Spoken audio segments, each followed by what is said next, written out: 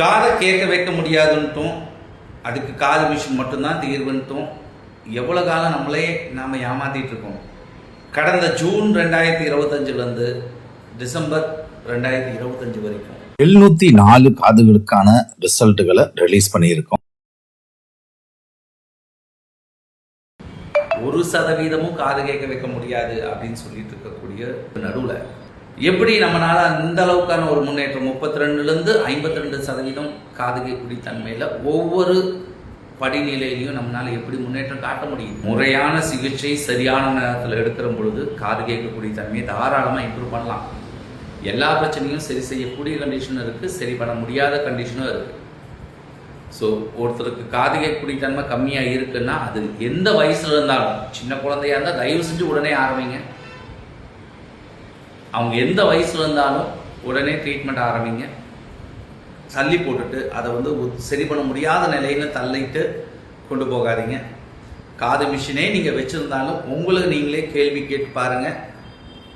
Machine போடுறதுக்கு முன்னாடி இருந்த காது கேட்கக்கூடிய தன்மை எப்படி, இப்போது அந்த மிஷினை நீங்கள் கழட்டி வச்சா எந்த அளவுக்கு உங்களால் ஹேண்டில் பண்ண முடியுங்கிறதையும் பாருங்கள்.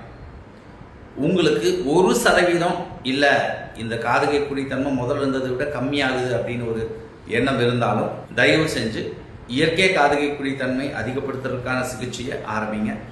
நேரில் மருத்துவரை பாருங்கள், மருத்துவர் என்ன சொல்கிறாருங்கிறத கேளுங்க. நீங்கள் விருப்பப்பட்டால் நீங்கள் சிகிச்சை ஆரம்பிக்கலாம். பொதுவாக எங்களுடைய சிகிச்சைங்கிறது மருந்து போட்டு ஒரு 10லேருந்து 15 நிமிஷத்துலேயே காது கேட்கக்கூடிய தன்மையில் முன்னேற்றம் தெரியும். அந்த முன்னேற்றத்தை பார்த்துட்டு முடிவெடுங்களேன். யாரோ ஒருத்தன் சொல்லிட்டான் அப்படிங்கிறதுக்காக ப்ரீ ஆக்குபைடு மைண்டில் ஒரு முடிவு எடுக்கணுங்கிற அவசியம் இல்லை. நேரில் வாங்க, உங்கள் பிரச்சனை என்னங்கிறத ஃபஸ்ட்டு நீங்கள் புரிஞ்சுக்கோங்க. பிறகு விருப்பப்பட்டால் நீங்கள் ட்ரீட்மெண்ட் எடுங்க. சரிங்களா? ரொம்ப சுலபமாக்கி இருக்கும் காது கேட்கக்கூடிய தன்மைக்கான சிகிச்சையை.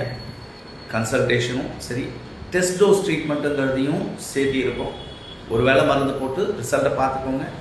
அந்த ரிசல்ட் எனக்கு பிடிச்ச மாதிரி இருக்குன்னா மேற்கொண்டு நீங்கள் ட்ரீட்மெண்ட் எடுத்துக்கலாம். அன்னைக்கு இருந்தாலும் சரி, இல்லை வேற ஒரு 2 நாள் கழிச்சோ 4 நாள் கழிச்சோ உங்களுடைய விருப்பத்தகுந்து நீங்கள் முடிவு எடுத்துக்கலாம். எப்போ ட்ரீட்மெண்ட் ஆரம்பிக்கணுங்கிறது உங்களுடைய மருத்துவர் உங்களுக்கு உதவருக்கு மட்டும்தான் இருக்காங்க. எங்களுடைய மருத்துவர்கள் கிட்ட உங்களுடைய ஒப்பீனியன் தேவை, உங்களுடைய கண்டிஷனுக்கான ஒப்பீனியன் தேவை அப்படின்னா கீழே இருக்கக்கூடிய வாட்ஸ்அப் நம்பருக்கு உங்களுடைய ஆடியோகிராம் டெஸ்ட் பண்ண ரிப்போர்ட்டை அனுப்பிவிட்டீங்க அப்படின்னா டாக்டர் பார்த்துட்டு இது சரி செய்யக்கூடிய கண்டிஷனா இல்லை சரி செய்ய முடியாத கண்டிஷனாங்கிறத சொல்லுவாங்க. பிறகு நீங்கள் அப்பாயின்மெண்ட் ஃபிக்ஸ் பண்ணிவிட்டு நேரில் பார்க்கலாம். நன்றி, வணக்கம்.